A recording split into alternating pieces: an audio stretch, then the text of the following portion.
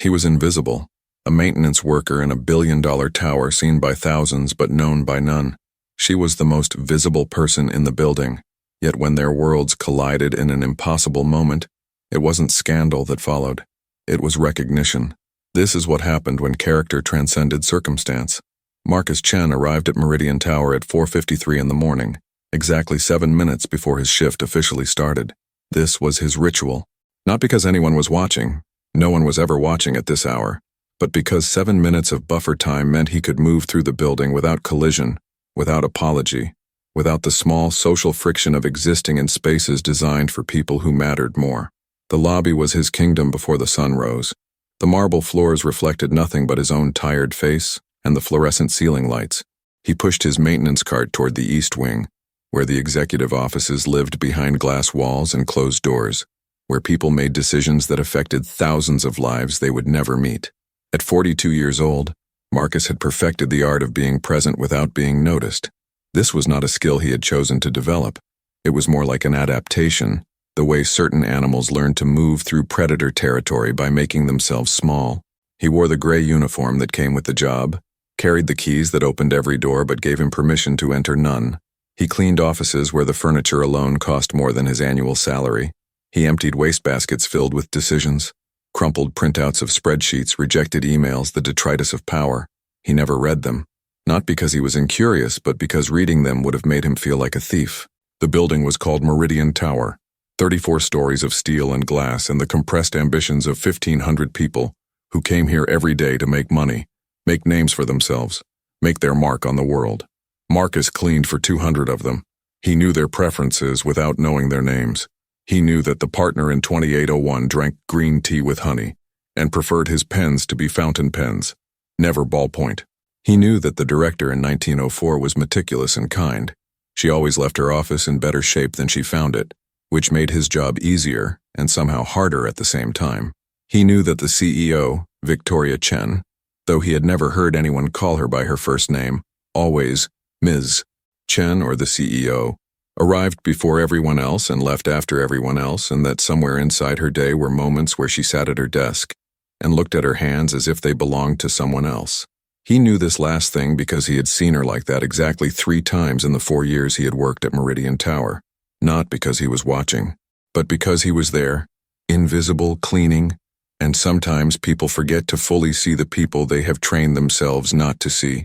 She would sit in her office as the city turned dark outside her floor-to-ceiling windows, and her hands would be flat on the desk and her face would be something he had no words for.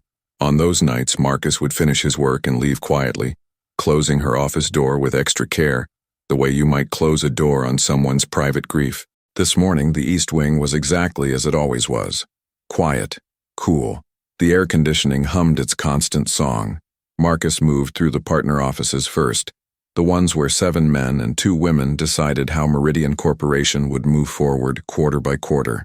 Their desks were organized, not neat, but organized in the way of powerful people who have systems that work for them. He emptied trash. He wiped surfaces. He refilled coffee stations with the high-grade beans that were different from the beans in the break rooms for regular employees. He did not think about the difference. There was no point in thinking about it. But this morning was different, though he didn't know it yet. He was standing outside Victoria Chen's office when he heard her voice down the hallway. Early. She was even earlier than usual. Marcus glanced at his phone. 5:37. The building was still his. She was a trespasser on his time. But of course the building was hers, not his. He was the trespasser. The hierarchy was built into the very structure of the building, into the salary schedules and the key access levels, and the invisible rankings that everyone understood without ever speaking them aloud. He heard her footsteps getting closer and did what he always did. He made himself invisible by making himself busy. He bent down and checked the cleaning supplies in his cart, his back to the hallway, his body language communicating to anyone who passed that he was absorbed in his work and not available for interaction. The footsteps got closer, and then, unexpectedly, they stopped. Marcus. He froze. She knew his name. He turned around slowly, standing up straight because sitting down or staying bent felt too vulnerable, too much like he was lowering himself in her presence. Victoria Chen stood in the hallway and she looked nothing like the woman he had seen sitting at her desk in the dark. She was already wearing the armor. Her suit was charcoal gray. Her hair was pulled back severely. Her face was composed into the expression that CEOs learn to wear, present but not vulnerable, attentive but not warm, in control of the space around her. "Good morning, Ms. Chen," he said, and his voice sounded smaller in the hallway than it did in his own head. "I need the bathroom in my office cleaned, right now, and I need it to be extremely thorough," she said. It wasn't a request. It was a directive, and there was something in her voice that made him understand this was not about the state of the bathroom. It was about something else. Something had happened. Something in her world had cracked. "And Marcus, I need you to be discreet. I don't want anyone to know I've asked for anything special this morning." "Of course," he said, and she was already turning away, already walking toward her office, already closing the distance between her and the space that only she occupied. He had cleaned her bathroom 1,000 times. It was small and pristine and had cost more to install than he made in a month. He gathered his supplies and wheeled his cart into her office, and he tried very hard not to think about the fact that she had used his name, that she knew it, that somewhere in her mind there was a file labeled Marcus, and it contained at least his name, and whatever function she understood him to serve. The bathroom was immaculate. Nothing needed cleaning. He understood then that this was not about cleanliness. This was about time. This was about having someone do something while she did something else in another room. This was about cover. He began to clean anyway, slowly, carefully, making the work last, because understanding the real request meant understanding that she needed privacy and she needed alibi and she needed someone trustworthy enough not to ask questions. When he emerged, Victoria Chen was standing at her floor-to-ceiling window, phone to her ear, her voice low and controlled in a way that suggested whoever she was talking to did not know she was falling apart. "I need you to listen to me," she was saying. "I need you to look at the merger documents and I need you to tell me if what I think is happening is actually happening." There was a pause. Her reflection in the glass was fractured, broken into pieces by the morning light. "If that's true, then everything changes, everything. Because I can't sit on this, I can't know this and not—" She stopped. She heard something, or someone, or she realized she was not as alone as she thought. Marcus was in the doorway. He had been moving quietly, but you cannot move silently when someone is listening for the sound of another person. He was holding his cleaning cart. He was holding the evidence that he was supposed to be there. He was visible. She turned. Their eyes met. And in that moment, in that suspended second where two people from completely different worlds suddenly occupied the same space and the same moment, something happened that neither of them had planned for. Victoria Chen was no longer wearing her suit jacket. She was standing in her office in her white silk blouse, and the blouse was unbuttoned at the top, and her collarbone was visible, and her vulnerability was visible, and everything that she had been holding together was suddenly visible to a man she had spoken to maybe twice in 4 years, a man whose name she knew but whose life she could not have described, a man who was supposed to be invisible. And Marcus, invisible for his entire 42 years, invisible in all the ways that people who don't have power are invisible, did what he had been trained by everything in his life to do. He looked away. He looked down at his cart. He looked at his hands. He looked at the space above her head, at the expensive art on her walls, at anything that was not her partially unbuttoned blouse, her vulnerable throat, her exposed collarbone. He turned his body slightly to the side, making himself smaller, making himself less present, making himself the kind of invisible that meant she could pretend he had not seen her at all. "I'll come back," he said quietly. His voice was steady. He was already backing toward the door. "I can come back in a few minutes." She didn't answer.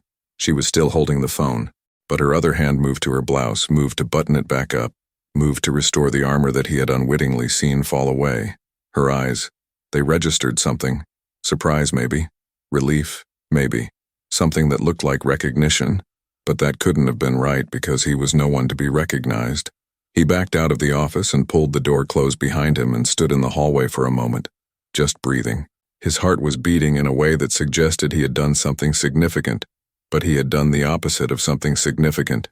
He had done nothing. He had seen something he should not have seen, and he had chosen, instantaneously, without thought, without calculus, to pretend he hadn't seen it.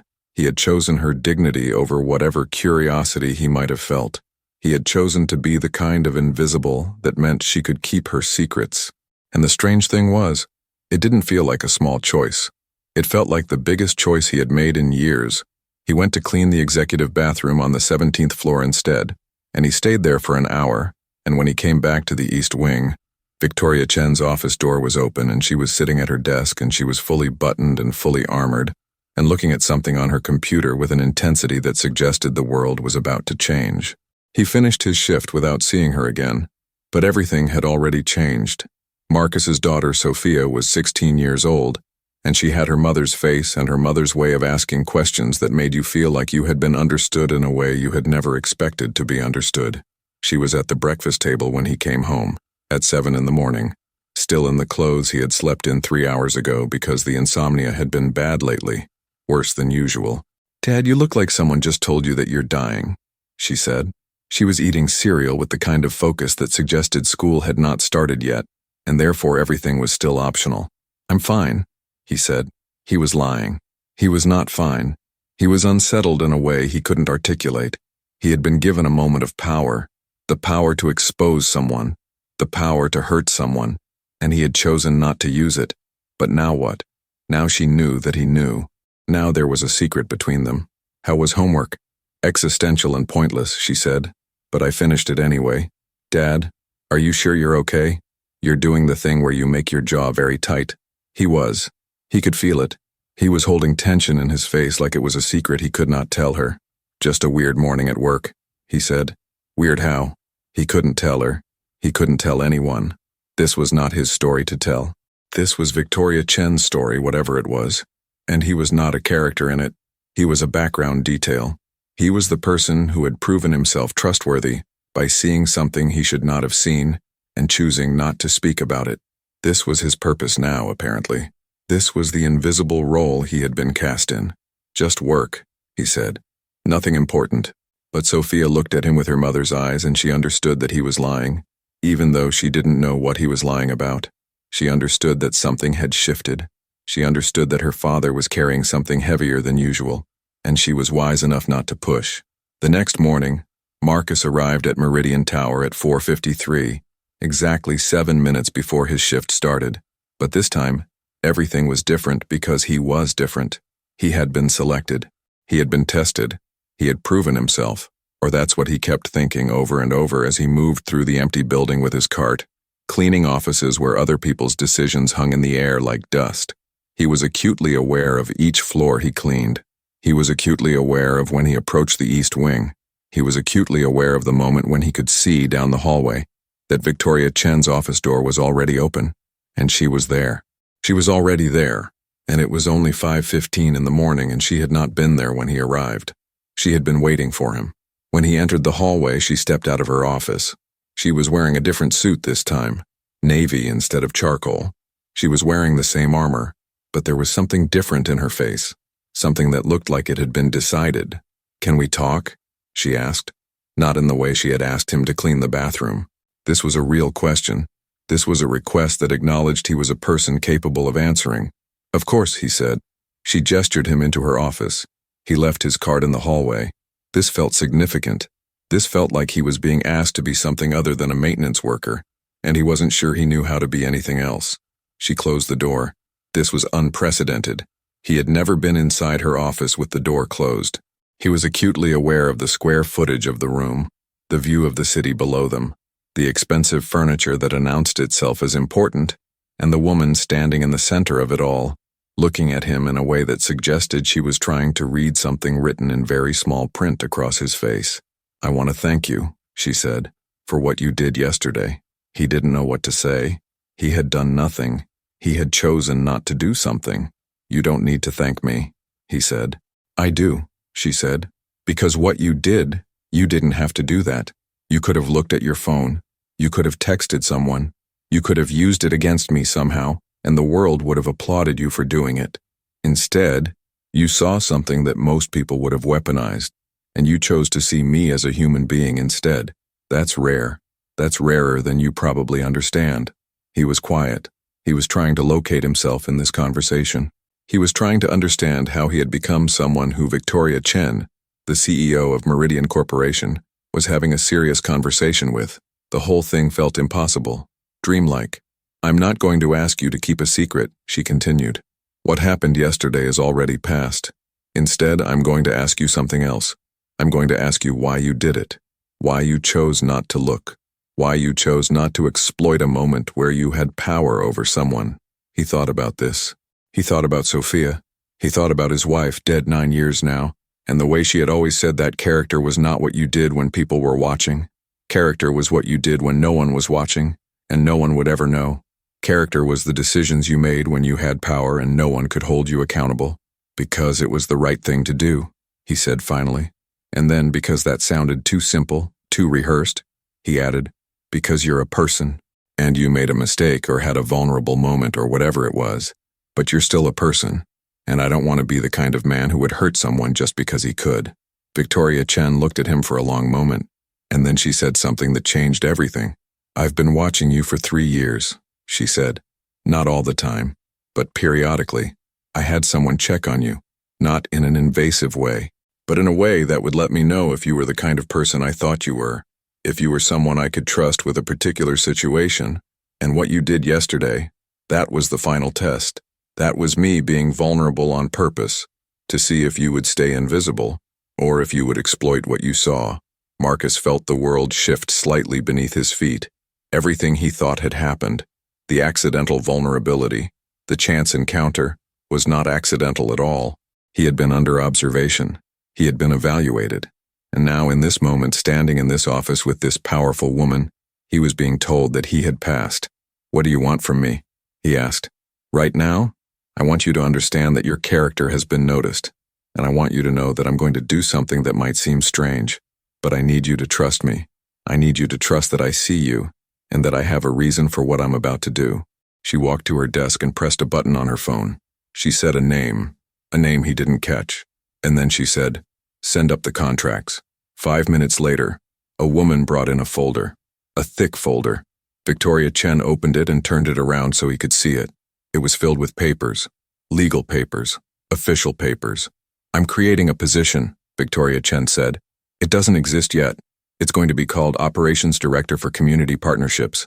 It's going to report directly to me. The salary is $120,000 a year, plus health insurance, plus a 401k match, plus tuition assistance if your daughter wants to go to college. The job description, and I want you to read this carefully, is essentially to help me understand what it looks like from the ground, what it looks like to be someone who is invisible in a building like this, what systems are broken, what could be fixed, who we're missing. Marcus couldn't breathe. He couldn't think. He could not form words that made sense. You don't have to answer right now, Victoria Chen said. You can take this home. You can read it. You can think about it. But I want you to know why I'm offering it. I'm offering it because yesterday, you showed me something about character that I had forgotten. I had become so focused on power that I had forgotten that power, without character, is just corruption. And I realized, standing there with my blouse unbuttoned and my vulnerability exposed, that the most powerful person in this building was the one who was going to see me and choose not to exploit it. That was you. And I think that says something about how this company should work. He took the folder. His hands were shaking. He looked at the title of the position, and then he looked back at her. Why me? He asked. Because you're good, she said simply. And good men are rarer than billionaires. I know what it costs to be good when you have nothing. I know what it costs to raise a daughter alone and still have integrity. I know what it costs to be invisible and still believe in yourself. And I think this company needs someone who understands that cost. That night, Marcus sat at the kitchen table with the contract spread in front of him.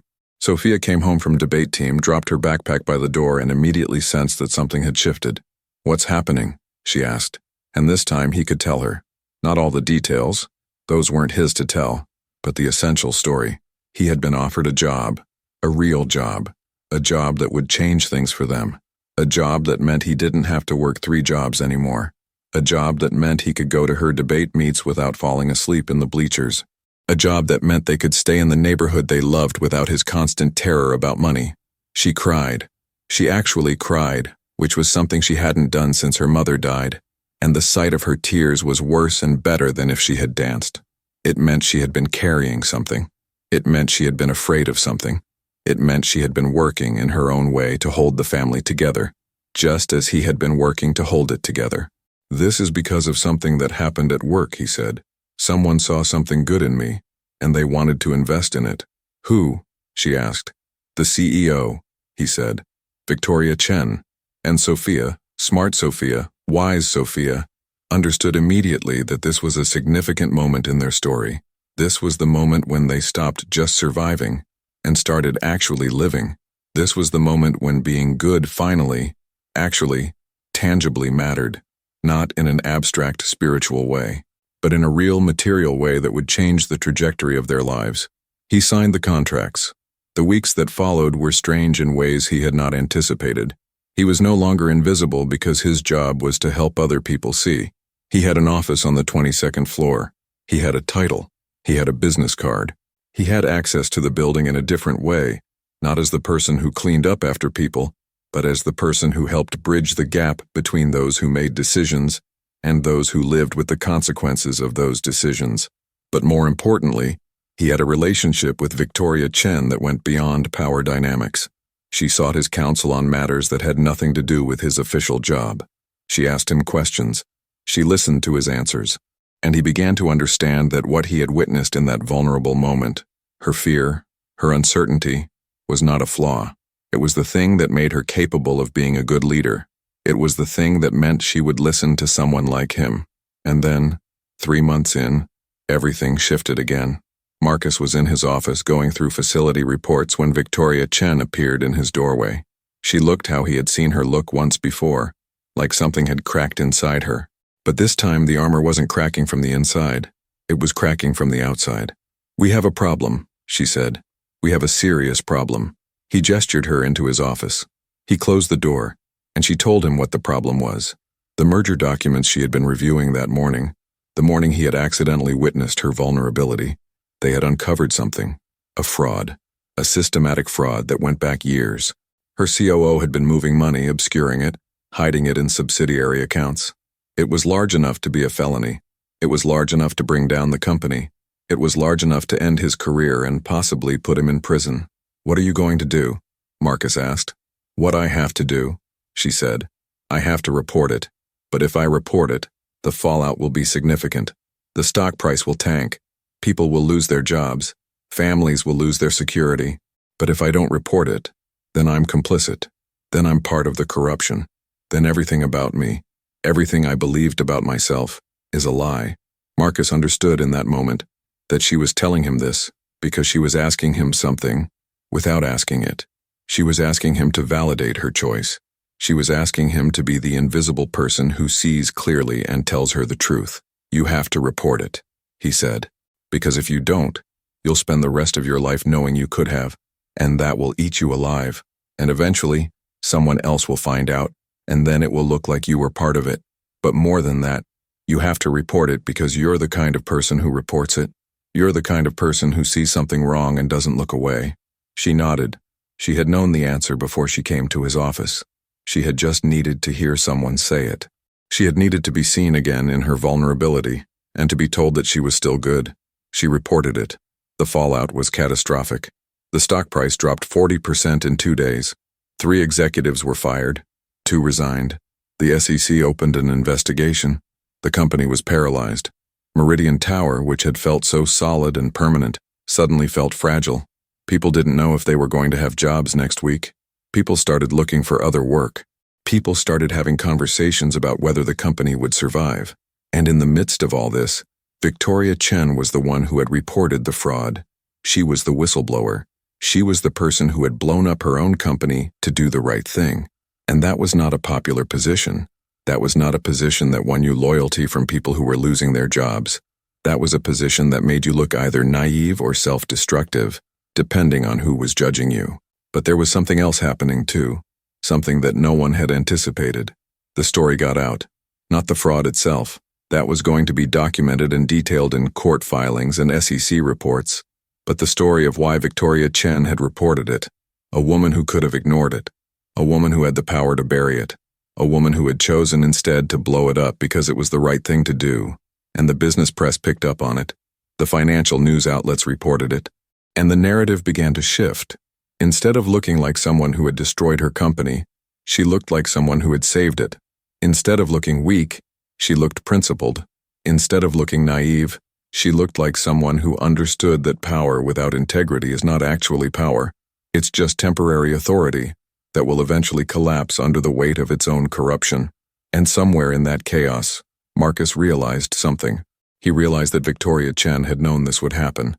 She had known that reporting the fraud would destroy things in the short term, but she had also known that it would ultimately create something new, something cleaner, something real, and she had done it anyway, not because she was naive about the consequences, but because she understood that the consequences were worth the integrity. And he realized that she had been watching him not just to test his character, but to help him understand his own. When she had seen his eyes slide away from her vulnerability, when she had seen him choose not to exploit her, she had recognized something in him that he had not yet recognized in himself. She had recognized that he was the kind of person who could move through a corrupt system and not become corrupted by it.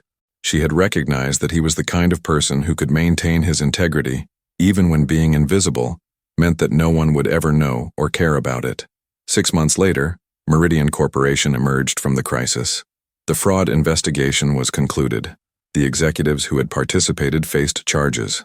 The company's structure was fundamentally reorganized, and Victoria Chen was still the CEO, but now she was also something else. A symbol. A symbol that character could coexist with power, that you could be successful and still be good. That vulnerability was not weakness. It was the evidence of something true, and in the reorganized company, the position of Operations Director for Community Partnerships was expanded. Marcus now had a team of 5 people working for him. They worked to identify systems within the company that kept people invisible. They worked to create pathways for people who had been overlooked. They worked to ensure that good character was recognized, not just good performance. One day, Marcus was in a meeting with Victoria Chen and some board members, and they were discussing the company's new diversity and inclusion initiatives. One of the board members made a comment about how the company had gotten lucky that the fraud had been discovered. Another board member laughed and said it wasn't luck, it was leadership. And Victoria Chen, without naming names, without pointing at Marcus, said something that changed how he understood everything. "The truth is," she said, "we didn't discover the fraud. Someone who saw something wrong chose to report it. And then, once we knew about it, we realized that we had a choice. We could cover it up, which would have been easier, or we could face it, which would be harder, but would actually save us. Most companies choose the easier path. We chose the harder one. And we chose it because we had people in this company, people at every level, who were willing to choose integrity over self-preservation. That's not luck. That's not magic. That's the result of building a culture where character is more important than convenience." The board members nodded. They didn't know that Victoria Chen was describing a janitor who had been offered a promotion.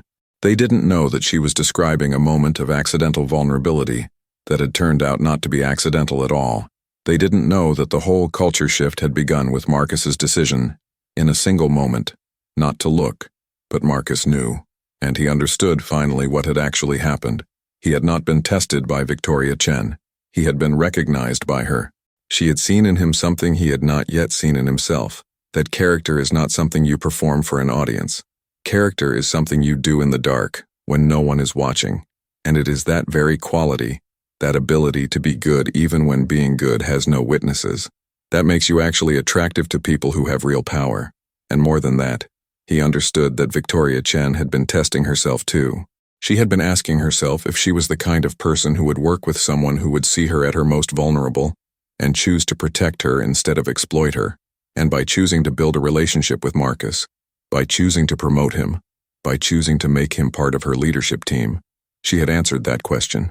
She had proven to herself that she was the kind of person who recognized goodness and rewarded it. Their relationship had healed something in both of them. Or maybe it hadn't healed it.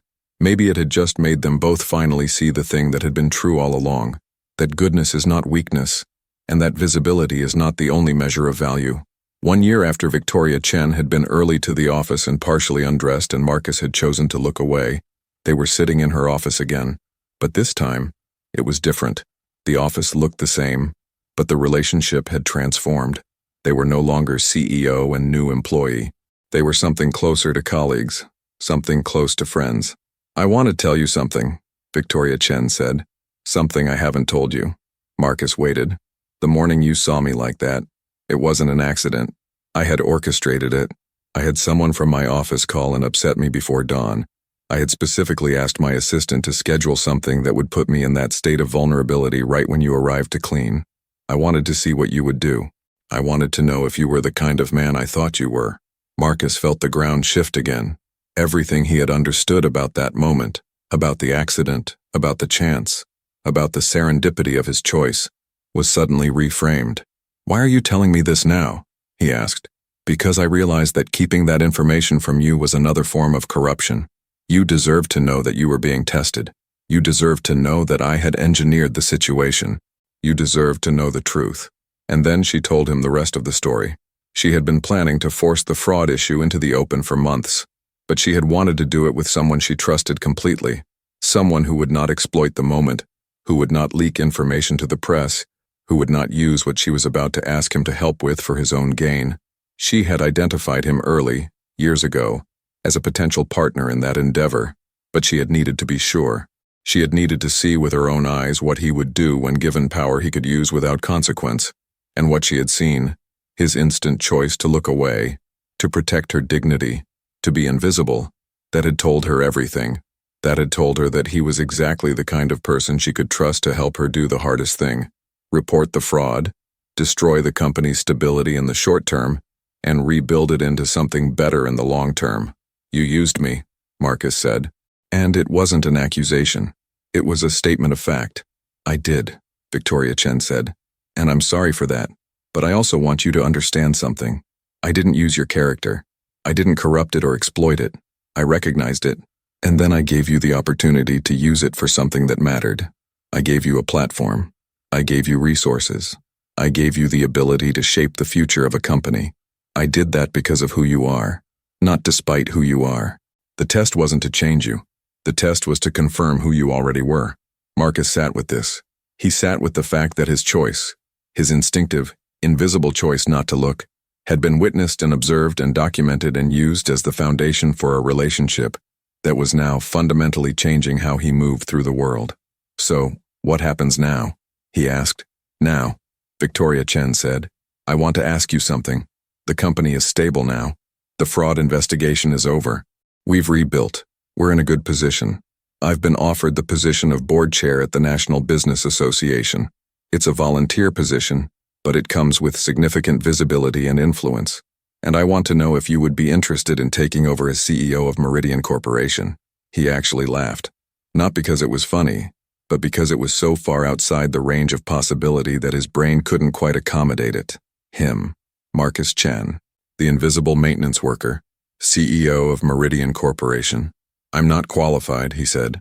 "You're more qualified than you understand," she said.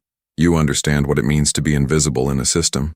You understand what good character looks like when there's no audience. You understand how to make decisions that prioritize integrity over profit. And you understand something that most people in positions of power have forgotten: what it costs to be good. The company needs that. The world needs more leaders who understand what it costs to be good." Sophia was 17 now. She was preparing applications for college. She was going to apply to MIT. She was going to study engineering. She was going to build things that mattered. And she was going to do all of it without the constant terror that they were going to lose their apartment, or that her father was going to collapse under the weight of working 3 jobs. But more than that, she was going to do it watching her father become a different kind of invisible. Not invisible because he had no power, but invisible in the way that CEOs are invisible to the people who clean up after them. Present everywhere, in control of everything but not the focus of anyone's attention. Just there, just doing the work, just maintaining the systems that allowed other people to thrive. He turned down the position of CEO. That wasn't him. But he accepted a new role, Chief Character Officer. His job was to embed the principle of integrity throughout the company. His job was to make sure that character was rewarded, not just performance. His job was to help people at every level understand that what you do when no one is watching matters more than what you do when everyone is watching. It was the same job he had always been doing, really. He was just doing it with a title now. He was just doing it with resources. He was just doing it with the recognition that he had been working toward all along, even when he had no idea what he was working toward. Years passed. Meridian Corporation became known in business circles as something unusual, a company that was profitable and ethical, A company where character was a core value, not a marketing slogan. A company where people rose based on who they were, not just what they could produce. It was not perfect. No organization is perfect. But it was better, and that betterness rippled out. Sophia graduated from MIT. She came back to Meridian Corporation to work on sustainability initiatives. She worked with her father. Together, they led the company through its next evolution. And somewhere in all of this, the original story, the moment of accidental vulnerability that had turned out not to be accidental at all, became something different. It became less about Victoria Chen's test and more about what the test had revealed. That goodness is recognizable, that character attracts character, and that one choice, one moment of deciding not to exploit power, can reshape everything. Marcus was 53 years old when Victoria Chen finally retired. She had built a life that looked very different from the one she'd had before. She had served as the chair of the business association. She had become, in some circles, a symbol of what business leadership could look like if you prioritized integrity. She had made billions, yes, but she had also made something harder to measure. She had made a company that people wanted to work for not because of the money, but because of what it meant to work somewhere where your character mattered. At her retirement dinner, she stood at the podium and looked out at the crowd, the people who worked for her, the people who had worked for her, the people who had been changed by what she had built. And she told a story, not the whole story, but part of it. She told the story of a man who cleaned her office, a man who one morning saw her in a state of vulnerability and chose not to exploit it. She told the story of how that choice, his choice, the choice of someone who had no power to speak of, had changed how she understood leadership. She told the story of how his character had taught her that power is nothing without integrity, and that the most important thing you can do in business is recognize people who are good and give them the resources and platform to do good things. She didn't name him. She didn't have to. He was sitting in the front row and everyone knew who she was talking about. Everyone had, by that point, read the business case studies about how Meridian Corporation had rebuilt itself. Everyone knew about the fraud, the investigation, the CEO who had reported her own company. Everyone knew about the operations director who had become, essentially, the moral conscience of the corporation. And what they understood, hearing her tell that story, was something that hadn't been explicit before, that this whole thing, this entire transformation of Meridian Corporation, this entire shift in how the company operated, had been built on the foundation of one moment where a man chose not to use power he had been given. But there's one more thing to understand, one thing that reframes the entire story, because what no one knew, what Marcus had kept secret all these years, was that Victoria Chen's vulnerability that morning had not been orchestrated by her at all. It had been real. She had really been called early in the morning. She had really been upset about the merger documents. She had really unbuttoned her blouse. None of that had been a test. What Victoria Chen had tested him on was something else entirely. Months before that morning, she had been reviewing security footage of the building. Not to spy on people, she was not that kind of leader, but to check the systems, to ensure the building's safety. And in those security tapes, she had seen Marcus. She had seen him arrive at 4:53, 7 minutes before his official shift. She had seen him move through the building with such care, such gentleness, as if the space he occupied mattered to him. She had seen him clean offices like he was caring for something precious, not like he was performing a job. She had seen him in those early morning hours be the person no one was watching, and she had seen that he was still good. That was when she had known. That was when she had understood that he was someone worth building a relationship with. The morning she was vulnerable, the morning he saw her, that was not a test. That was just life. That was just a moment where two people collided, and one of them chose kindness, chose dignity, chose not to weaponize the moment. And what Victoria Chen had understood, in that collision, was that she had been right. He was exactly who she thought he was. What she had then decided to do, to hire him, to promote him, to make him part of the leadership, that was not about testing him further. That was about rewarding him. That was about seeing someone who had been invisible and saying, "You matter. Your character matters. Your choice matters." And the fraud that she had then discovered, the fraud that she had then reported, that had been real too. She hadn't engineered it. She hadn't created it. But she had faced it. And when she faced it, the only person she had been able to trust to help her was the person who had already proven, in a moment of vulnerability, that he could be trusted. So the real turnaround, the real reframing, was this.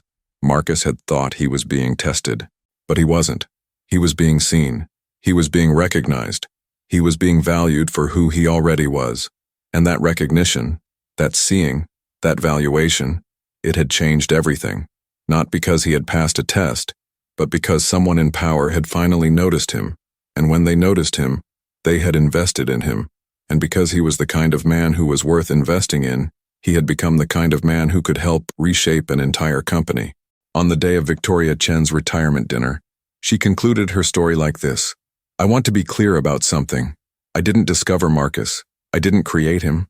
I didn't make him good. He was always good. He was good before I ever knew his name. He was good on all those mornings when he arrived 7 minutes early and no one was watching and no one cared. He was good in that moment when he saw me and chose not to exploit what he saw. His character was not a surprise. It was not something I had to teach him. It was something I finally got to witness, and then, because I had the power to do so, I got to reward. She paused.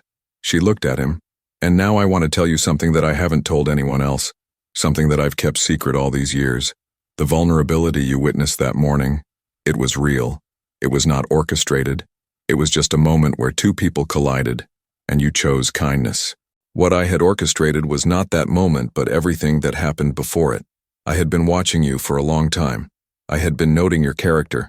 I had been understanding your sacrifice.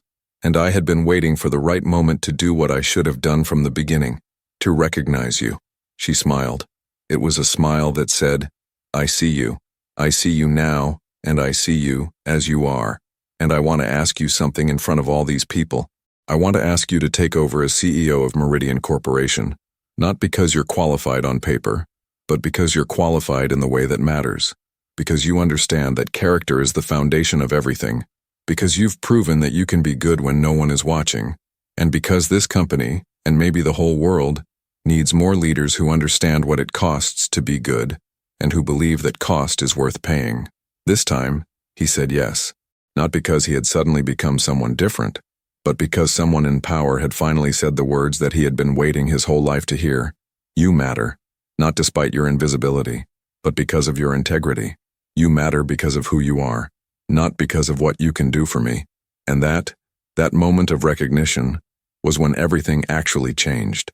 Sophia started her own company when she was 25. It was a company focused on sustainable engineering. It was built on the principle that profit and ethics could coexist. She had learned that from watching her father. She had learned that from working in a company where character mattered. She had learned that from being the daughter of a man who had chosen in a single moment not to weaponize his power. And when her company succeeded, when it began to grow, to matter, to change the way people thought about engineering and business, Marcus understood something he hadn't understood before. He understood that his moment of choosing not to look, his moment of choosing kindness, his moment of choosing to protect someone's dignity, it hadn't changed just him and Victoria Chen. It had changed the trajectory of his daughter's entire life. It had shown her what was possible. It had shown her that you could be successful and still be good, that you could grow a business and still maintain your integrity, that you could be ambitious and still be kind. The invisible choice that he had made in that moment had rippled outward in ways that he would never fully understand. It had changed a company. It had changed a CEO. It had changed an industry, slowly, over time. But most importantly, it had changed how his daughter understood power, and that meant it would change how she wielded her own power, and that meant it would change everything she touched. That was the real turnaround. That was the thing that reframed everything. It was never about a CEO and a janitor. It was never about power and powerlessness. It was never even about the moment of vulnerability and the choice to look away. It was about the fact that character is not something you perform. It is something you are. And when you are that thing, when you are good, when you are kind, when you are willing to be invisible and still maintain your integrity, you change the world. Not through grand gestures, not through visibility, but through the small invisible choices that you make when no one is watching and no one will ever know. That's what the story was really about. That's what had really changed. And that's what will keep changing, long after Victoria Chen is gone, long after Marcus is gone, long after Meridian Corporation has transformed into something else entirely. Because Sophia will teach her children what her father taught her, and they will teach their children. And the principle that character matters, that integrity is worth more than power, that the invisible choice to be good is the most important choice you can make. That principle will ripple forward, ripple outward, ripple through generations in ways that started with one man who saw something he shouldn't have seen and chose not to exploit it. That was the gift. That was the real recognition.